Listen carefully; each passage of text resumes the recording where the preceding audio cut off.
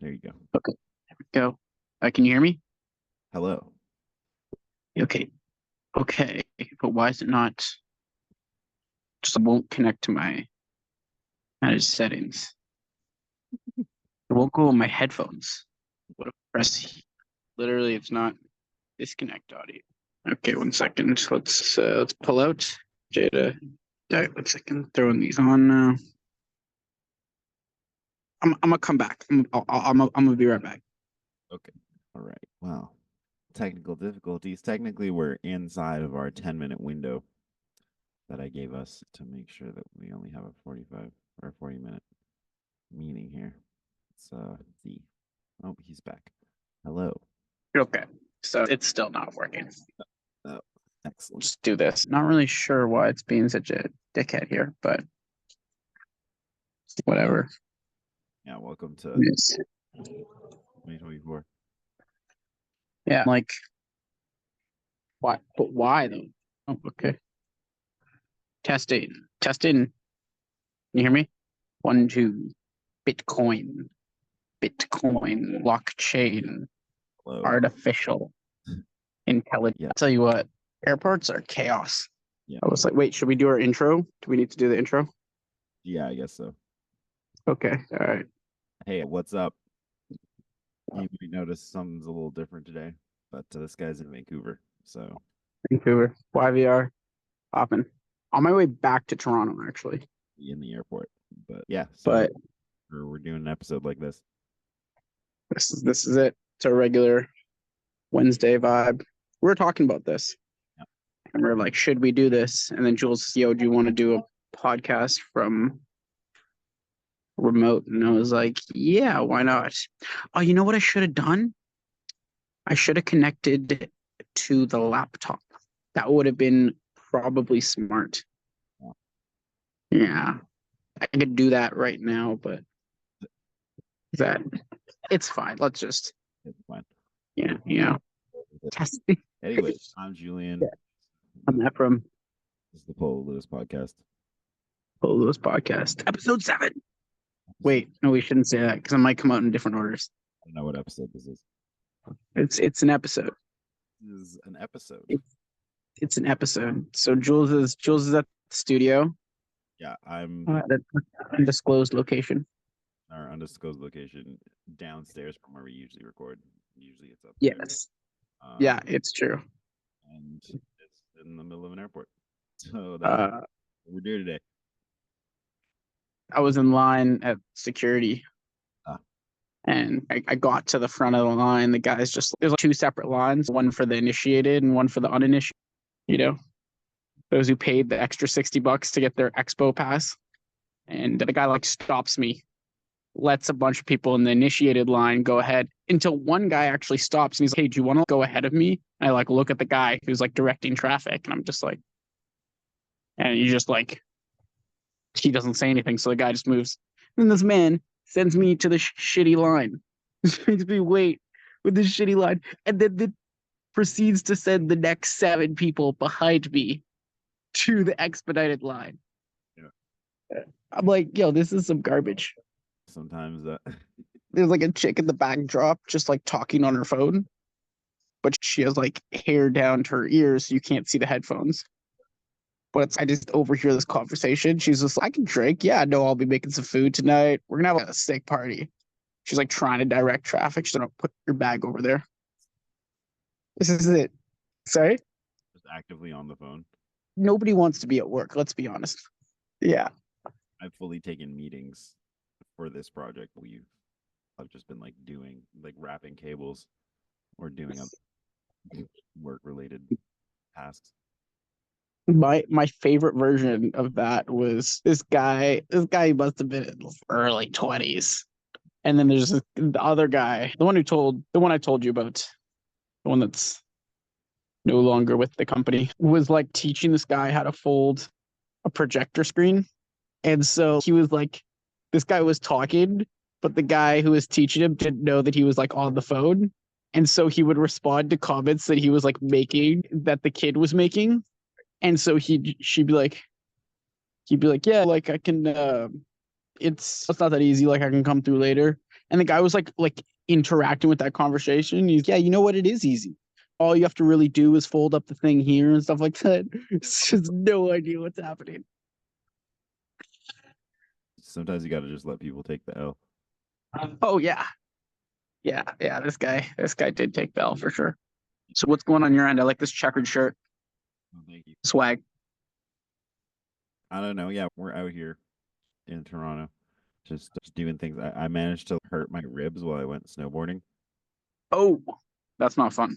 Yeah, I had my phone in my pocket. I have this jacket, and there are these pockets that go like this. There's like Oh, here and a zipper here, and the pockets. sure. And so I thought I'll put my phone here so that I can get it easily if I'm on the lift or something. Yeah. A bad place to put my phone, it turns out, because I was like going down the hill and I took an edge on my toe, and I like went over a bump and lost the edge. And so like, if I'm standing up like this on my board, I went like this to like this down onto my front, which is how And then people break their wrists, but my wrists are fine. I managed to slam myself into my chest pretty good though. And okay, like my left side's okay, you know what I mean? But yeah. phone there. So the phone like got between the mountain and my ribs. I'm gonna be honest, that doesn't sound like too much fun. No, yeah, rib injuries are like a 4 to 6 week thing. So that's my life right now. I'm trying to not twist around while lifting things or do any dumb Nice. things. Yeah. Yeah. Nice. Fun. I have to Can you drum? Can you like you can do most things. Okay. There's no intense yoga sessions. Yeah. Exactly. Yeah. You're like the yeah. That sucks. They have the one where you're like doing downward dog. No problem. This What? bit of an issue with the one side. It's just with the one side. Yeah. Okay. This is Yeah. I don't like that face. It doesn't sound like that doesn't look like a good face to react to. just lifting your arm up. Oh, God. So much for me finding a quiet place. Just in the middle of an active terminal. Little business pods. So I don't know. There's a lactation pod. And I was half considering going in there. Exactly. Yeah. Yeah, this is a matter of milk and death. I don't know. There was something in there. I lost it halfway through. Milking something. We're milking the project. I don't know what's going on with this timer, but it started counting in the other direction from where I set it to. It just starts going up. It's basically a stopwatch. Going up. Sarah. Just me trying to find. Oh my God. Oh, you know what? Actually, we're gonna move to a desk. Move. Just because I feel like there we go. I fixed the timer. We're on the move. Oh no, there's a thing right here. Okay, never mind. We don't have to move it. Literally, I looked at all of the different places. But we're just gonna do a quick swap here. Give me 2 seconds. I prepped the zones. Let's broadcast. So what's going on in your end? I peeped your story. You were working with Chromatics the other day. Yes, he was here. What's going on with him? He's wrote a Fire album. Fire album. It's fire. I gotta hear this one. 12 tracks. A few of them were like already done in some form. Oh, okay. But they got produced and shit. Oh, nice. You were saying Akil Henry, right? Is the guy? Henry is the guy who produced it. Yeah, he's the guy who did like the Giveon record and stuff. So nice. Like Grammys and stuff. Nice. Cool guy. But yeah, no, this album sounds really good. It's got Say Blue on it. Got who? Say Blue, Chelsea Bennett. Oh, cool. Yeah. And a couple of other people. Like a poet guy. On one of the tracks, like the first track has like spoken word thing on it. I don't know who that guy is. Okay. And then there's like a rapper too, I think. So okay. Yeah, it's a record. So because you were telling me about this project. It sounds like it's dope. Yeah, Chromatics is sick. If you don't know about Chromatics, you should definitely look him up. He's a local Toronto dude who does cool music shit, R&B, hip hop, neo soul stuff.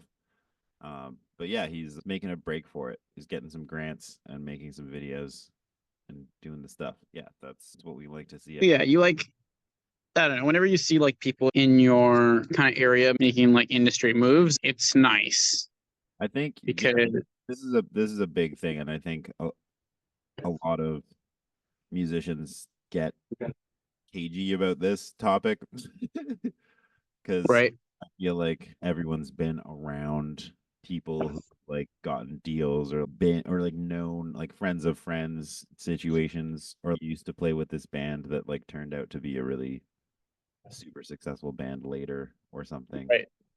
Um and I think some people are weird about it because they're like, "Oh, they sold out." But I don't know. Yeah, I think it's really important to whenever your friends are doing anything like on a more successful level to show up and support them and see if you can help them. How do you support, ask questions? Yeah, maybe you can learn some stuff from them. Maybe you can help them out in a way. Maybe you can like open for them when they like do a tour or something. Reason to be like, oh yeah, they got a deal, they sold out, so they're dead to me. Yeah, it's not really a time for jealousy for sure. Like I think I know it's rough. Like it's hard to do this. it's very hard to do this. It's not fun. Yeah. So I think when you see other people succeeding, like there's part of you you're like, oh, this is so difficult. How are they doing better than me? Yeah. But you can't. That's not. It's not a productive way to be or to think about things. I think I spent a No. lot of my early 20s like being competitive like that, and I don't think there is real competition like that in the music industry. It's not like somebody else's success takes away from your success. We're not No, gonna there's slots. one prize. What do you define as, yeah, I was thinking about this. Okay, so there's two things there. So the one thing that I think about is, do you think about artists that like came up together? One of the big crews that were actually known as a collective, Odd Future. You think about those guys who came up together. A friend of ours, Joel, was apparently he was in a band that was with a bunch of other bands that got signed. One of the bands was Alex is on Fire. Alexis on fire, yeah. Yeah, so like City and Color Dude. I think I remember. I think it was him that told me this, or someone told me this, that there was a group of bands, or he knew of a group of bands. Like you just, I think like Wiz and Mac came up together. Yeah, Like, Sap Crew. I think hip hop is huge for it, but I think like outside of hip hop also, there's lots of examples like in Philadelphia, Questlove and like the Roots, all of the associate like Talib Kweli, Jill yeah, Scott, Erica Badu, yeah, like that's a huge scene of people, and they were just like all in school around the same time around the yeah. city, and that's like the tie-in. And this is like cross industry too. You look at even in cinema. Hmm. I think of the crew that came out of Vancouver was Evan Goldberg and Seth Rogen, who came up in the whole Freaks and Geeks era with James Franco and oh damn, I'm forgetting all these names now. Oh, who's the guy in How I Met Your Mother? Marshall, Jason Segel. Uh, like lots of people come up together, and then yeah, Seth Rogen with James Franco and Evan Goldberg and Michael Cera and Jonah Hill. Yeah, Like that's how like that whole exactly, like people rise together, and it's so important to find people who are working, who are trying to do similar things that you're doing, yeah. because that's you. It's strengths in numbers. Yeah, no, and I think there's totally a class of Toronto musicians right now. We can say a bunch of names: Charlotte Day Wilson, Jesse Reyes, Alessia Cara, Yeah, Sean Mendez, Daniel Caesar, Daniel Caesar, yeah, Biebs himself. Biebs himself. Yep, he's not downtown Toronto. This man came from. This Oh, man didn't even stop off at Toronto. He just went straight to Cali. this is facts. Yeah, he lives in Niagara on the Lake or something. But yeah, you find each other and you're doing stuff. And the second thing I wanted to, like, competition. I feel like competition is like a difficult term to define. Like a construct though. Like competition is Yeah. kind of just bred into us from school, you see the way that like a race works. So you're like, okay, someone comes Yeah. first and then someone comes second, but the only one person can come first. So after that, like all the desirable places are just like less desirable. You're not first, you're last. Yeah, this is the shit that people literally to fucking groups of children. Yeah. Yeah, so this is where we're at with teaching our whole society about like this whole, oh, if someone else is winning, then that means that less of us can do that. Yeah. I think there is a level of healthy sorry, go ahead. I think just like in the music industry, like if you see other people who doing it, you're like, oh, there must be something about like me specifically, or like Yeah. like that, or the opportunities that I'm getting that are different. I think it's super easy to get disheartened when like a bad not good blows up in your first year of Humber, like Yeah. leaves school and goes away. And Yeah. every year more stuff that they do, and you're just still wherever the fuck you are. Like it's Yeah. easy. It's easy to compare yourself to other things and Yeah. get you fucking bummed out. And there's no point in doing that. If you're gonna just be better, then you have to just be better than yourself yesterday, right? That's the ultimate real competition, right? If you can just do better than you were doing before Yeah. and And continue to do that, then you're just gonna be the best version of yourself. right. I think as long as there's not really like any animosity, I think is important even across people. Because I think competition can be beneficial. It's just when you're like holding like a certain like when you're feeling a type of way about it. Yeah, I mean, like competition, like in what context? Yeah, like I would say someone writes a really sick song or writes an R&B song, and you're like, you know what, I can write a really sick R&B song too. And you're pushing each other up, which can allow you to get better in a way. No, 100%. And I don't think it has to be. I think I spent a long time like in that same similar mindset that you were talking about, where it's yeah, you just feel like those guys because they're doing better than me, or this person because he's doing better than me. Yeah. When in actual fact, you'd be like, yo, like sick, that person's doing well, and I'm gonna. You're killing it. Good. Yeah, exactly. Yeah. Yeah. And like I have to now raise my bar of what is quality, right? Oh, I know there's people who like I fully don't talk to anymore because I like got butthurt about them Yeah. doing, and I like stopped talking to them like 10 years ago. Yeah. And that's stupid. Yeah. That's a really Yeah. dumb reason to not have like a contact or a friend anymore. Like Yeah. this is I don't know. This is part of the growth of getting out of Yeah. most of your time in your 20s. Sorry. This is how you get your head out of your butt, which is where you Yeah. spend time in your 20s, where with your head lodged in your. Yep. This is part of the maturing thing, right?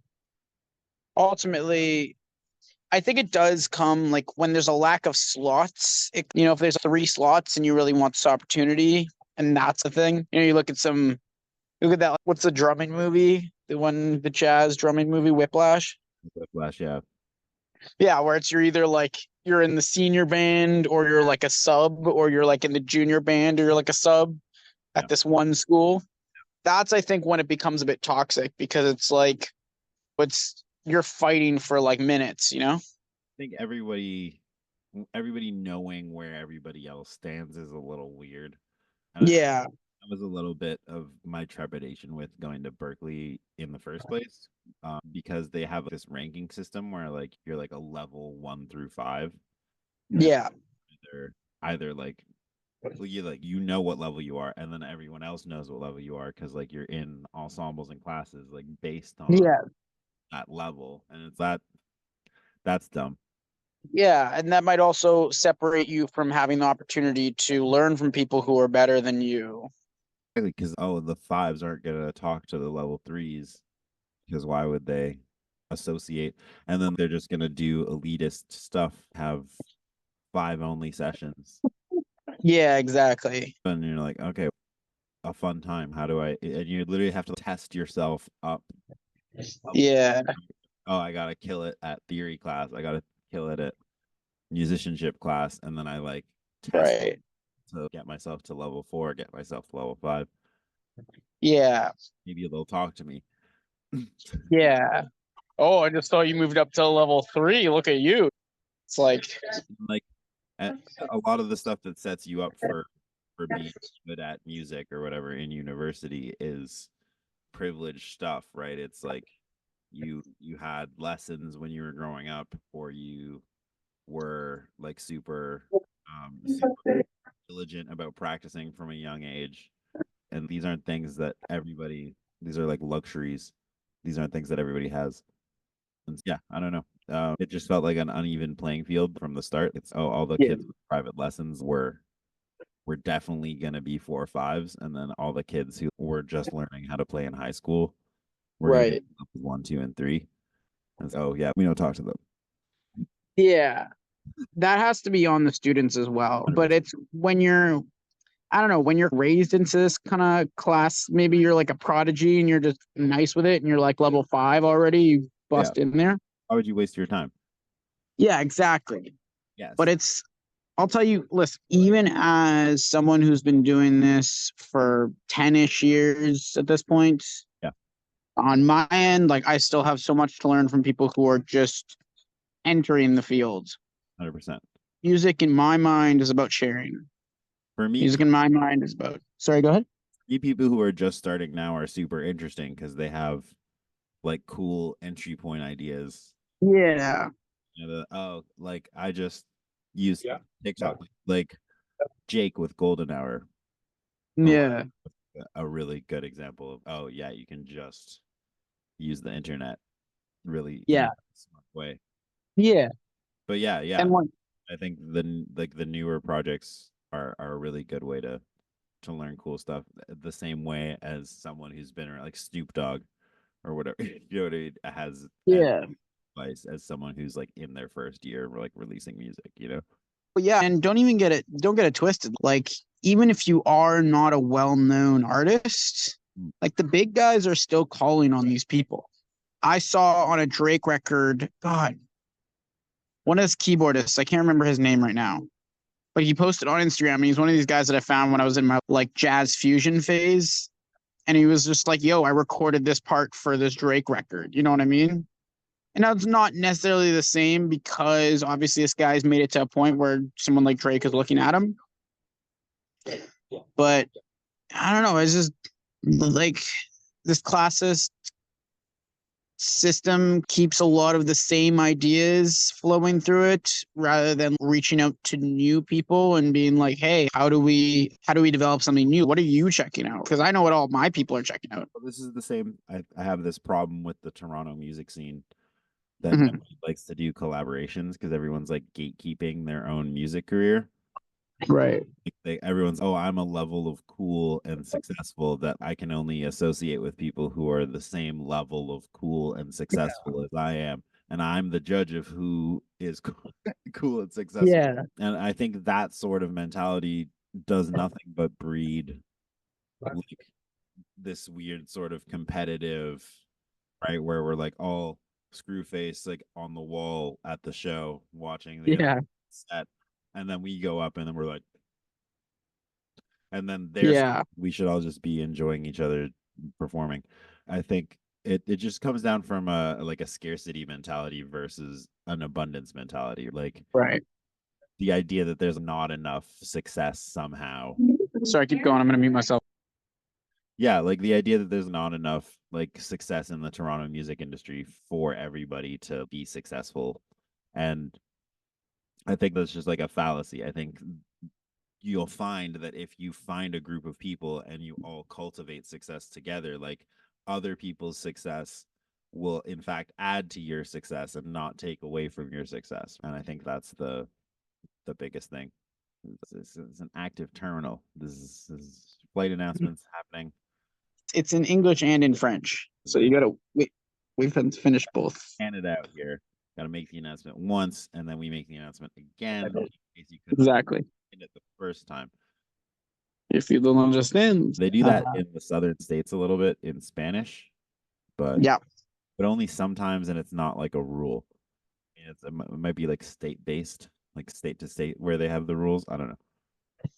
America. Anyways, we're running out of time here, but I think that centering around competition in the music industry and like how you shouldn't try to compete with your peers. Definitely try and celebrate everyone's successes together. Yeah, is the message that we're trying to say today. I don't know. I always think about, and even still, like you can be, like if people know that you're butthurt about shit or you're gonna bring a bad vibe, they're less likely to invite you to things. And also, if you're a chill vibe, they'll bring you to shit that you're just not even at a level for. You could be at a level 1 and hanging out with level 5s because you're just a chill hang. Just be good to work with. Just be cool to be around. Then that's how you Just learn be, stuff. Anyways, yeah, yep. we got less than a minute. So Okay. this is the Polo Lewis Podcast. We're signing off. And it's been real. Real. Next one we'll be back. Yep. Filming episode. All right. I hope the audio comes good on this. But I'll be back soon and